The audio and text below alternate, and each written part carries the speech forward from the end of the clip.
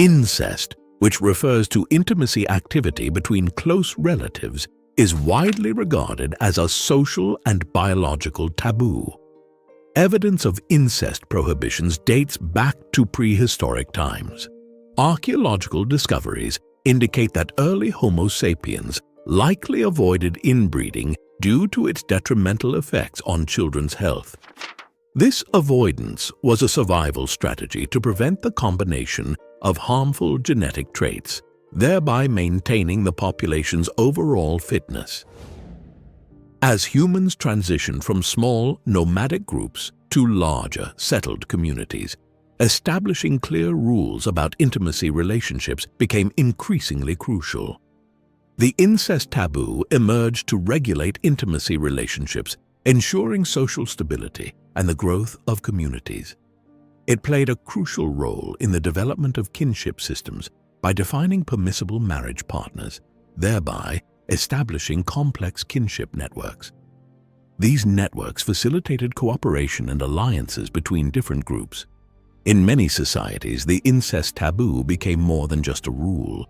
It evolved into a deeply ingrained social norm.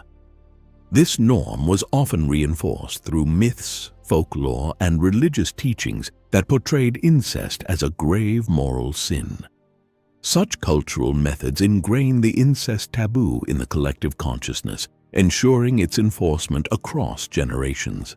Interestingly, in the animal kingdom, incest is more common than one might expect. Many animals mate with close relatives, often not by choice but due to limited options. Returning to human practices, incest in ancient Mesopotamia dates back to the earliest civilizations. Among the ruling classes, incestuous relationships were often a political strategy to maintain power within a single family or dynasty. The Sumerians, one of the earliest civilizations in Mesopotamia, documented cases of incestuous marriages as early as the 3rd millennium BC in the city-state of Ur. Excavations of the royal tombs of Ur in the 1920s revealed the burial of King Meskalem Dug alongside his sister, Queen Puabi, highlighting the prevalence of incestuous unions among the elite. Incestuous practices were not confined to royal families. Legal texts from the Old Babylonian period indicate that incestuous marriages were also conducted among commoners. The Code of Hammurabi, one of the oldest deciphered writings of significant length, does not explicitly prohibit incestuous relationships, suggesting that such unions were socially accepted. Moreover, Mesopotamian mythology often depicted gods engaging in incestuous relationships. For instance, the Enuma Elish, a Babylonian creation myth, tells of the union between the sky god Anu and his sister, the earth goddess Ki. Such divine examples may have provided a religious justification for incestuous practices. Furthermore, Assyrian law tablets from the 1st millennium BC reveal that marriages between brothers and sisters, as well as between parents and children, were not uncommon. These laws were complex and differentiated between full and half-siblings. Full siblings could marry each other, while half-siblings could not, unless they shared the same mother. In the Neo-Assyrian period, royal incest became increasingly common, likely as an attempt to preserve the purity of the royal bloodline and to strengthen claims to the throne.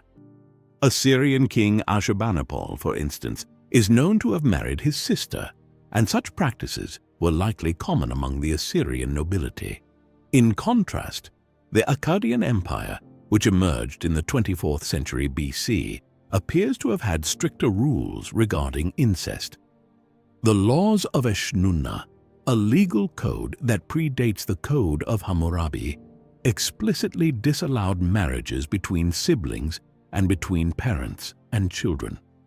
This suggests that societal attitudes towards incest varied significantly across different Mesopotamian civilizations and periods.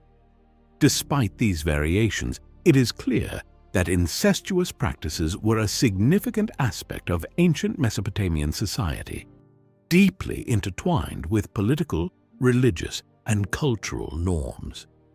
In the Hittite Empire, a late Bronze Age civilization that occupied parts of modern-day Turkey and Syria, incest was also prevalent. Hittite laws dating back to the 16th century BC revealed that incestuous relationships were not only accepted but also regulated by the state. The laws prescribe different punishments for incestuous relationships based on the degree of kinship, with the most severe penalties reserved for parent-child relationships. However, the Hittite royal family was exempt from these laws. Hittite King Mursili II, for example, was married to his sister. This double standard suggests that, like in other Mesopotamian civilizations, incest was a tool used by the ruling classes to consolidate power and maintain the purity of the royal bloodline. Moving on to ancient Egypt, pharaohs often married their sisters or daughters, a practice motivated by both religious and political reasons. The divine status of the pharaohs was believed to be preserved through these incestuous unions. A notable example is King Tutankhamun, who was the product of an incestuous union, as revealed by DNA tests on his mummified remains in 2010. Incestuous marriages were not limited to the pharaohs. The Ptolemaic dynasty of Greek origin also adopted this practice to consolidate power. Cleopatra VII, the most famous representative, married both her younger brothers successively.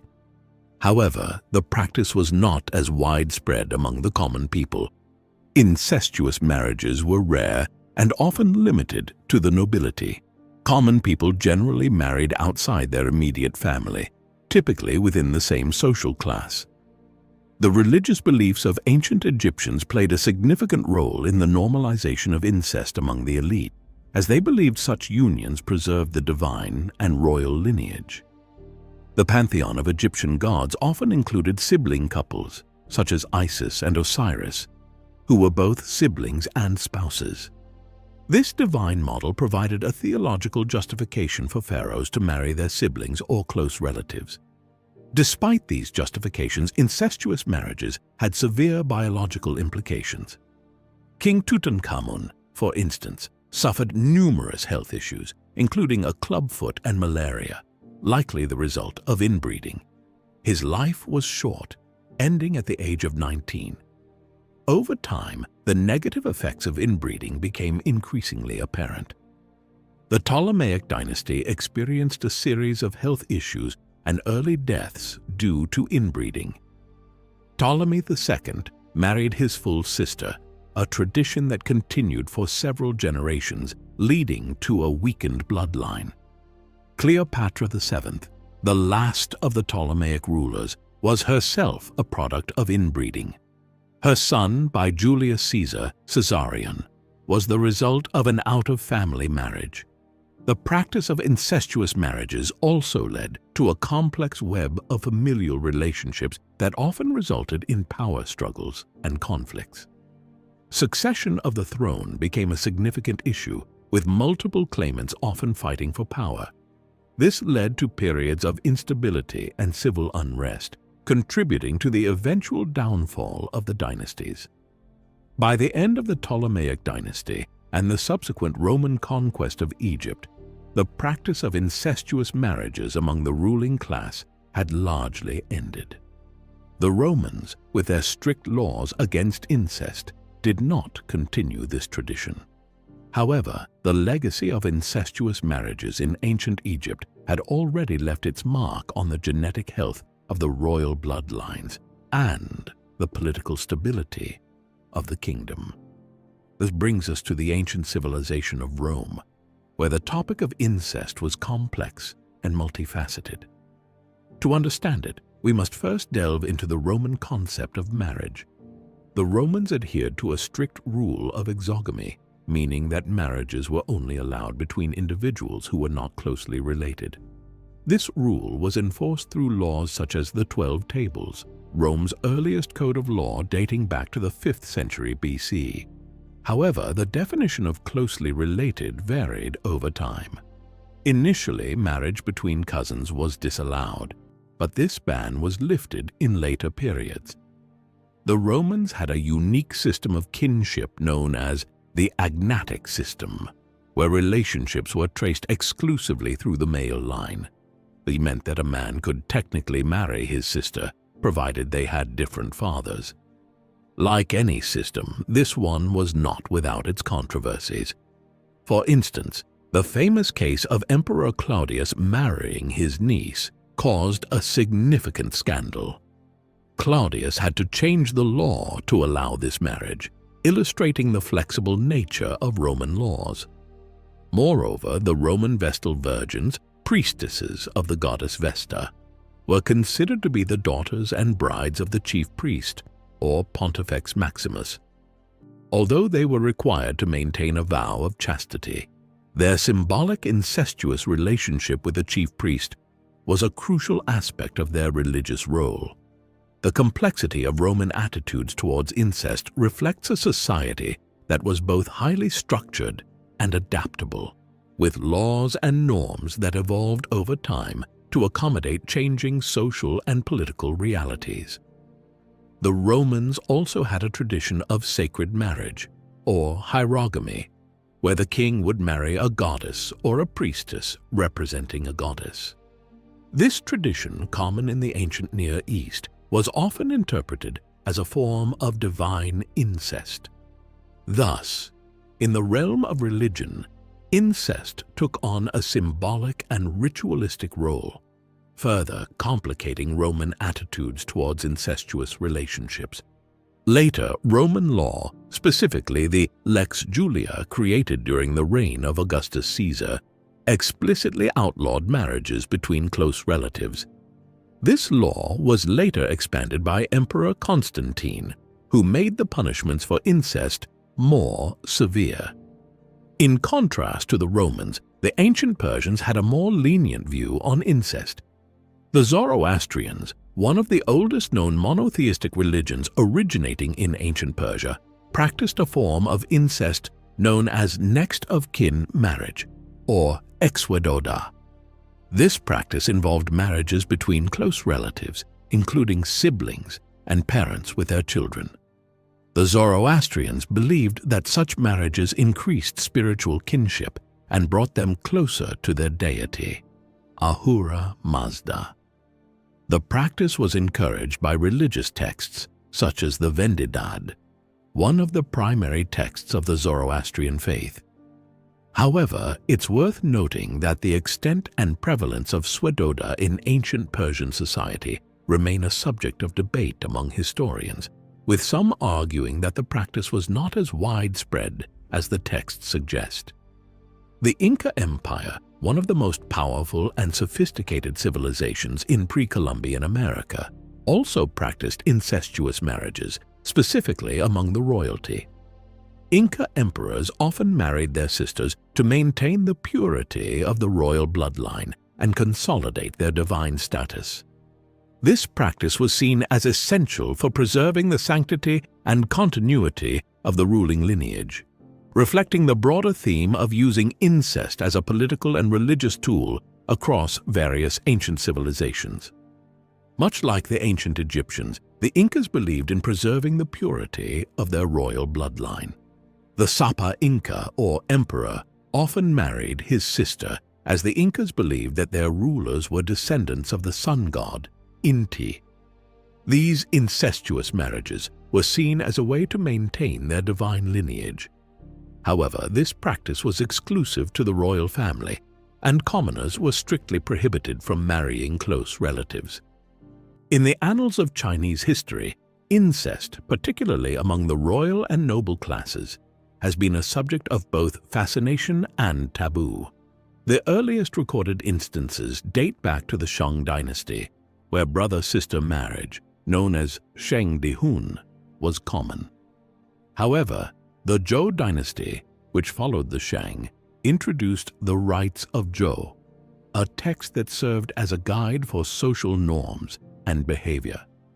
This document explicitly prohibited marriages between close kin, marking a significant shift in societal attitudes towards incest. Confucian philosophy, which rose to prominence during this period, further reinforced these prohibitions, emphasizing the importance of maintaining proper relationships within the family structure. Despite these changes, instances of incestuous relationships persisted in the upper echelons of Chinese society, often driven by political necessity or personal ambition. For example, during the Han Dynasty from 200 BC to 200 AD, Emperor Wen was known to have married his half-sister in a bid to solidify his claim to the throne. This illustrates how incestuous marriages were sometimes used as strategic alliances or power plays within the royal and noble classes of ancient China. In the Song dynasty, the prohibition against incestuous marriages was further codified into law. The statutes of the Ming dynasty explicitly stated that marriages between individuals sharing a common ancestor within 5 generations were illegal. This law was later expanded during the Qing dynasty to include those sharing a common ancestor within 7 generations. However, despite these stringent laws, exceptions were occasionally made for the royal family. For example, during the Qing dynasty, Emperor Kangxi arranged for his son, Yongjing, to marry his cousin in order to maintain the purity of the royal bloodline. In the late Qing dynasty, the practice of Tongyangxi, or child brides raised as future wives for their adoptive brothers, became prevalent in rural areas. Although not technically incestuous as no blood relation existed, it was still seen as a form of pseudo-incest due to the familial relationship between the parties. However, it's crucial to note that these instances were exceptions rather than the rule, often met with public disapproval and historical criticism. The general societal norm in China has always been to discourage incestuous relationships. Turning to the island nation of Japan, the earliest records of Japanese society, such as the Kojiki and Nihon Shoki, dating back to the 8th century, contain multiple instances of incestuous relationships, particularly among divine beings. These narratives, rooted in mythology and folklore, reflect the cultural and religious beliefs of ancient Japan, where incestuous unions were often depicted as part of divine or supernatural relationships. The sun goddess, Amaterasu, was born from the left eye of Izanagi, who also fathered the moon god Tsukuyomi and the storm god Susanoo with his sister Izanami. The rationale behind these divine incestuous relationships was the preservation of purity. In Shinto belief, the gods were considered pure entities, and their incestuous relationships were justified as an effort to maintain this divine purity. This belief was mirrored in the imperial family, where sibling and parent-child marriages were common until the 6th century. The Taiho Code, implemented in 701 AD, marked a shift in societal attitudes. It prohibited marriages between close relatives in the imperial family, reflecting broader changes in Japanese society. The Heian period, between 794 and 1185 AD, saw a decline in incestuous relationships, influenced by the introduction of Chinese Confucian ideals that emphasized familial hierarchy and respect. However, the practice was not entirely eradicated. The nobility, in particular, continued to engage in incestuous marriages to secure power and status. During the Edo period, from 1603 to 1868, incestuous marriages among the nobility were used as a tool to consolidate power. However, societal norms were changing. The Tokugawa shogunate, ruling during this period, sought to control the samurai class and maintain social order by implementing strict moral codes based on Confucian principles. These changes gradually led to a decline in the acceptance of incestuous relationships in Japanese society. Incestuous relationships were viewed as a violation of these principles, and the shogunate issued laws to prohibit marriages between close relatives, even among commoners. These laws were enforced with severe penalties, including banishment and confiscation of property. However, the practice of incest persisted in remote rural areas where the influence of the shogunate was weak. Marriages between close relatives in these areas were often driven by practical considerations, such as the lack of suitable marriage partners and the need to keep property within the family. The Meiji Restoration in 1868 marked a significant shift in Japanese society. Western ideas and Christian morality began to influence Japan, and the new government sought to modernize the country and align it with Western norms. In 1872, the Meiji Civil Code was enacted, which prohibited incestuous marriages. However, the definition of incest was narrower than in the West, and marriages between cousins were permitted and even encouraged as a means to strengthen family ties. The 20th century witnessed further changes in attitudes towards incest in Japan. The influence of Western ideas continued to grow, and societal norms evolved in response. Although cousin marriages remained legal, they began to decline in popularity due to factors such as increased mobility, which expanded the pool of potential marriage partners, and growing awareness of the potential health risks associated with close relative marriages. The post-World War II period marked another significant shift in Japanese society.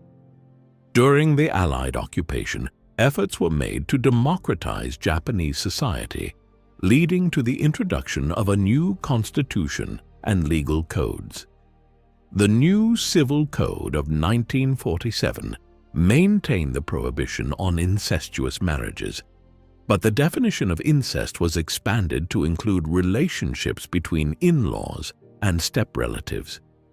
Despite these legal prohibitions, instances of incestuous relationships persisted, particularly in literature and popular culture, where depictions often serve to challenge societal norms and explore taboo subjects. In the late 20th and early 21st centuries, the Japanese government took steps to address the issue of incest. New laws were enacted and support systems were put in place to protect victims, reflecting a growing recognition of the harm caused by incest and a commitment to preventing it. However, challenges remain as cultural factors such as a strong emphasis on family privacy and a reluctance to involve outsiders in family matters can hinder the reporting and prevention of incestuous abuse.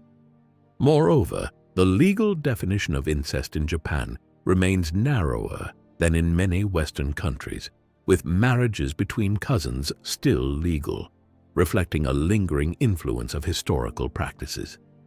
In the Indian subcontinent, the ancient Hindu texts known as the Dharma Shastras provide extensive guidelines on familial and societal relationships, including prohibitions against incest. These texts emphasize the importance of upholding moral and social order within the family and broader community, reflecting the cultural values and norms that have influenced Indian society for centuries. In Indian society, the Manusmriti, one of the most important texts, explicitly forbids incestuous relationships and prescribes severe punishments for violations. The concept of Sapinda relationships, as defined in these texts, includes not just blood relatives, but also extends to relatives by marriage and individuals sharing a common lineage. Marriages within Sapinda relationships were strictly forbidden, reflecting the strong societal norms and legal prohibitions against incest in Indian culture. These norms were influenced not just by religious texts, but also by local customs and traditions, creating a widespread taboo against incest across different strata of Indian society. Turning to the Middle Ages, a period from the 5th to the 15th century characterized by significant social evolution and complex familial relationships, incestuous relationships were not uncommon, primarily among royal families. The primary reason for this was the preservation of power and property within the family. Marrying within the family ensured that wealth, estates, and titles remained within the same bloodline, consolidating familial power and influence. This practice was also prevalent among the Habsburgs, a powerful European dynasty that ruled several territories from the 13th to the 20th century. Despite the Church's opposition to incestuous relationships, many royal families persisted in such marriages, leading to complex genealogical trees and numerous health issues. The Habsburgs, for instance, suffered from the Habsburg jaw, a genetic deformity caused by generations of inbreeding. During the Middle Ages, attitudes towards incestuous relationships in Europe underwent a shift, largely due to the growing influence of the Church. The Church's opposition to incestuous marriages was rooted in biblical teachings, which condemned incest as a grave sin. This stance was reinforced in the 12th century with the Fourth Lateran Council convened by Pope Innocent III in 1215. The council decreed that marriages were only prohibited up to the 4th degree of lineage, as opposed to the previous 7th. This change aimed to address the practical difficulties in enforcing the 7th degree rule, which often required extensive genealogical knowledge. However, despite the Church's efforts, incestuous marriages persisted, sometimes with the tacit approval of the Church itself. The Church would occasionally grant dispensations, allowing close relatives to marry for political or social reasons. These dispensations were often given to the nobility, further solidifying the practice among the ruling classes. The Church's stance on incestuous marriages sparked controversy and debate within religious and secular circles alike.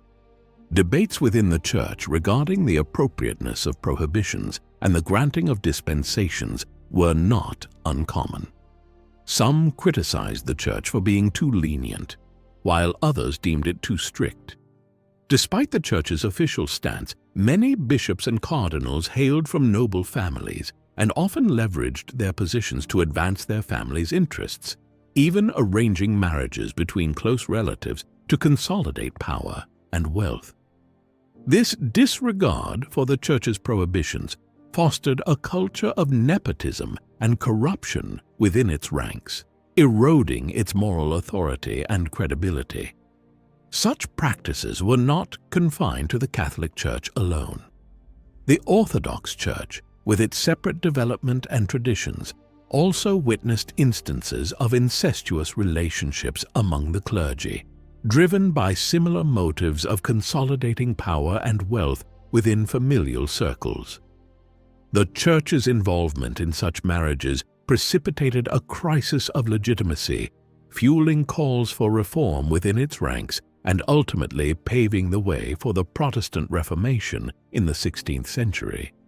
The Reformation ushered in significant changes in the Church's practices and attitudes toward marriage, including the prohibition of incestuous unions. Moreover, the rise of nation-states and the decline of feudalism precipitated a shift in power dynamics. The waning influence of the nobility diminished the imperative to maintain power and wealth within familial confines. Consequently, marriages based on political alliances became more prevalent, often involving families from disparate regions or countries, signaling a departure from the insular practices of incestuous marriages. Indeed, the Church began to educate the public about the dangers of incestuous relationships, emphasizing both the health risks and moral implications involved. Despite this effort and the decline in frequency, incestuous marriages persisted to some extent, albeit with less frequency, often sparking scandal and controversy. These marriages increasingly came to be viewed as outdated relics of the past, out of step with evolving social and moral norms. The decline of incestuous marriages during the Middle Ages marked a significant shift in societal attitudes toward marriage and family relationships, laying the foundation for the modern understanding of marriage based on mutual consent and love, rather than solely on considerations of power and wealth. In medieval literature, such as the Arthurian legend of Mordred, the illegitimate son of King Arthur and his half-sister Morgause, the disastrous consequences of incest are starkly portrayed. Mordred's treachery leads to the downfall of Arthur's kingdom, serving as a cautionary tale that reinforces the negative portrayal of the incest taboo. Throughout literary and popular culture, incestuous relationships have been recurring themes, from the Greek tragedy of Oedipus Rex to modern works like George R.R. Martin's Game of Thrones, often exploring the societal and moral implications of such relationships. Moreover, the incest taboo has influenced religious doctrines and moral codes across various cultures. Many religions explicitly prohibit incestuous relationships, viewing them as a violation of divine law. These prohibitions are often reinforced through religious texts, rituals, and teachings which depict incest as a serious moral transgression. The story of incest in Christianity traces back to the biblical narrative of humanity's creation. According to Genesis, the first book of the Bible, God created Adam and Eve as the first human beings. Their children, Cain and Abel, are the earliest recorded siblings in human history. After Cain murders Abel and is banished by God, he settles in the land of Nod, where he finds a wife. The identity of Cain's wife raises questions, as Adam and Eve are depicted as the only humans initially. However, Christian scholars commonly interpret that Cain's wife was likely one of Adam and Eve's later children, suggesting incestuous relationships were initially necessary for the propagation of the human race.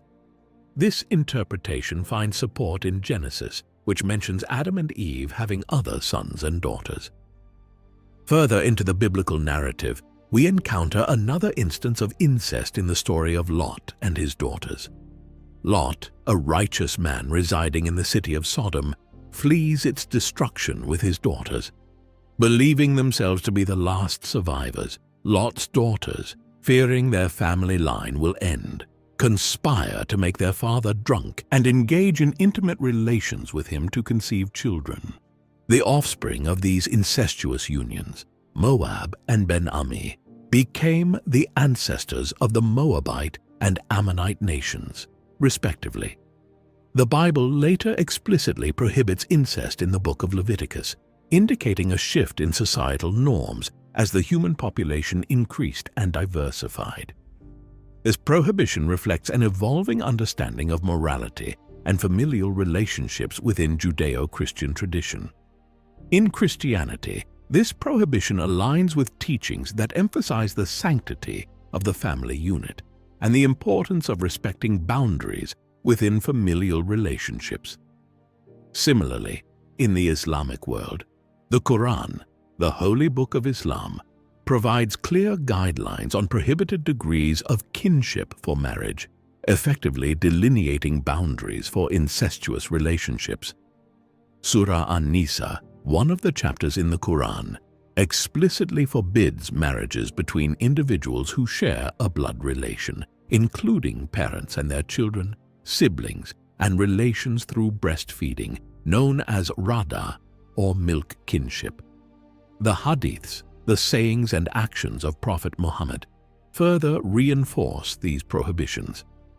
Islamic laws, or Sharia, which are derived from the Quran and Hadiths and regulate all aspects of a Muslim's life, including family and marital relations, strictly enforce these prohibitions, with violations considered grave sins punishable under Islamic law.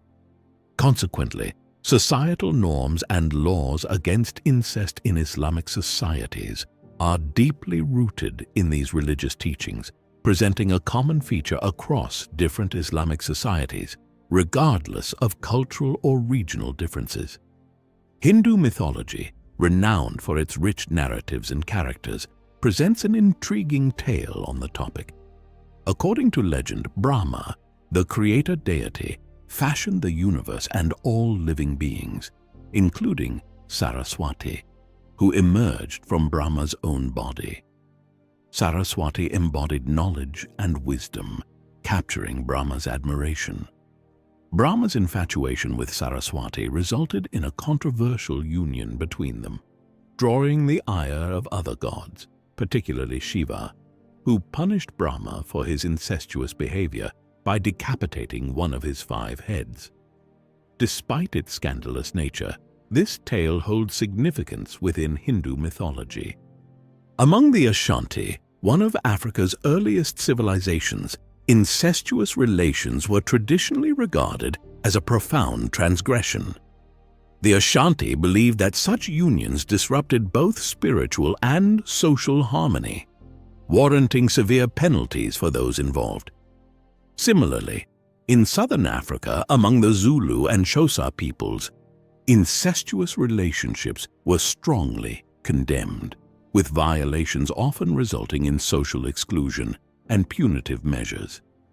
However, it's essential to recognize that these practices and beliefs were not uniform across the continent.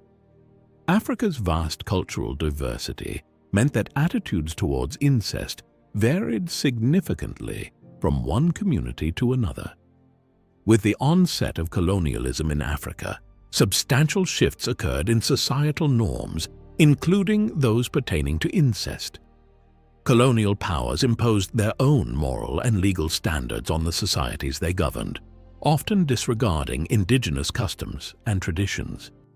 This imposition included the introduction of Western laws prohibiting incest, which, in many cases, were more stringent than the existing norms within African societies. Consequently, conflicts arose between these new legal frameworks and local practices. For example, in certain regions of East Africa, cousin marriages were traditionally acceptable. However, under British colonial rule, such unions were classified as incestuous and consequently outlawed. The enforcement of foreign laws frequently elicited resistance and discord, shaping ongoing tensions evident in contemporary African societies. In the post-colonial era, the issue of incest in Africa remains intricate and multifaceted. It is influenced by an array of factors, including cultural traditions, religious beliefs, legal structures, and societal conventions. As African nations navigate the complexities of modernization and globalization, discussions surrounding incest continue to evolve, reflecting the intricate interplay between historical legacies and contemporary realities. Similarly, in pre-Columbian America, indigenous peoples like the Iroquois adhered to specific rules regarding incest. For instance, the Iroquois followed a matrilineal descent system, which forbade marriages within one's own clan traced through the female lineage. However, the arrival of European colonizers brought about significant changes, including the imposition of European cultural norms and legal standards.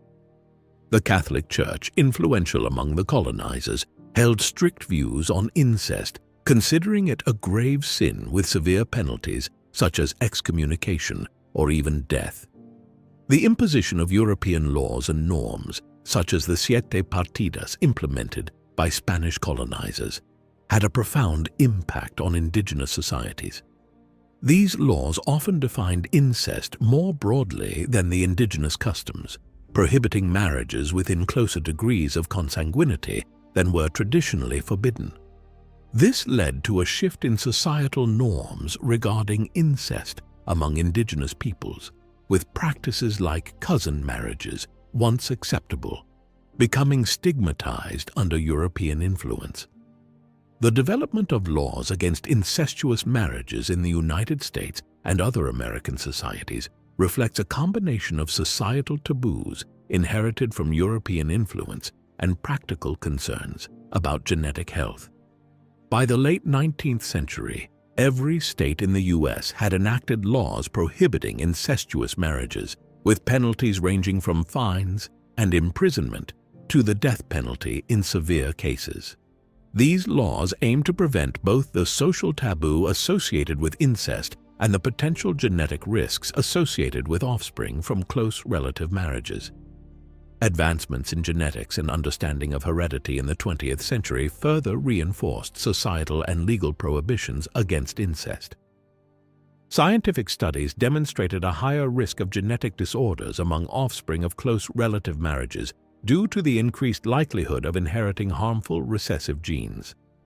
This scientific evidence contributed to the continued stigma surrounding incestuous relationships, making them socially unacceptable and medically discouraged. However, perceptions and definitions of incest have evolved over time. In the United States, laws vary by state, with some prohibiting marriages between first cousins, while others permit it. This variation reflects ongoing debates about where to draw the line regarding consanguinity in marriage. In some South American countries like Brazil and Argentina, cousin marriages are more accepted, though still relatively low compared to global averages. Despite this, the incest taboo remains prevalent in these societies, influenced by cultural, religious, and legal factors. The understanding of genetics has indeed shed light on the potential risks associated with incestuous relationships, particularly in terms of increased likelihood of genetic disorders and congenital deformities in offspring.